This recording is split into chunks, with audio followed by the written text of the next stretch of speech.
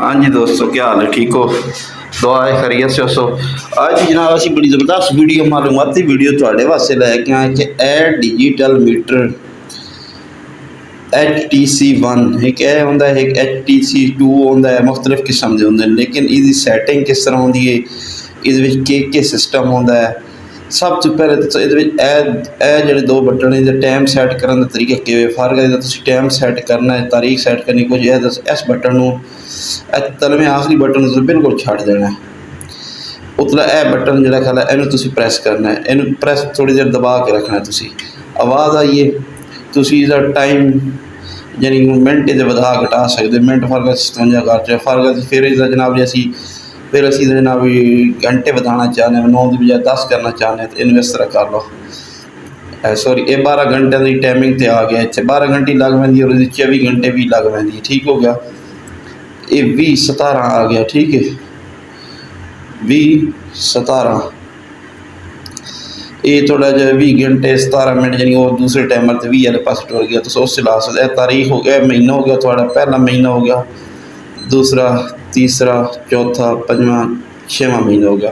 हूँ इसकी तारीख तुसें चेंज करनी है। अज की तारीख है गालबन मेरे ख्याल 15 या 16 15 अजी 15 तरीक 16 चलो असी घर छड़ी। उस बाद ए 9:57 हो गया टाइम। तुसी ज़्यादा टाइम 9:57 नहीं, असी 10:57 करना है। इनू प्रैस करो, 10:57 हो गया और इस 12 घंटे का यह हो गया, 12 घंटे का हो गया टाइम।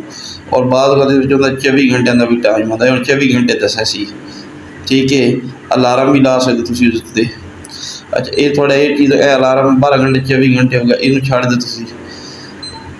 थोड़ा तारीख टाइम आ गया, महीना आ गया। उस बाद ए जी मैक्सीमम थोड़ा टैंपरेचर हम दसेगा कि मैक्सीमम कितना टैंपरेचर ज़्यादा रहा थोड़ा। उत्ते मैक्सीमम टैंपरेचर ये उत्ते रहा जनाब जी 42 3 और 32% नमी रही है मैक्सीमम।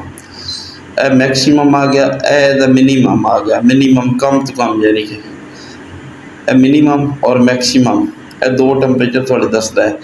और ये होर काफ़ी सारे फीचर ने, कि और फीचर भी थोड़ा दसते भी है कि ये बैक साइड से वीडियो लंबी हो जाती यार बनानी ना, फिर बैक साइड से एक पिन लगी हुई है इस तरह। इस पिन तुसी इस तरह तुसी कर सो ना, तो ये फारनहाइट खला टैंपरेचर। ठीक है, यानी कि डिग्री के खला है, फिर फारनहाइट टुर वैसी फारनहाइट 99.532 फारनहाइट डिग्री खला टैंपरेचर। ठीक हो गया। अगर वीडियो जनाब थोड़ी अच्छी लगी तो लाइक शेयर कमेंट तो सब्सक्राइब करो। मिलते हैं और किसी नेक्स्ट वीडियो। तब तक अल्लाह हाफिज़। और कोई भी किसी किस्म की कंट्रोलर की मालूमात हो, कोई भी हो तुसी लै सकते हो जनाब।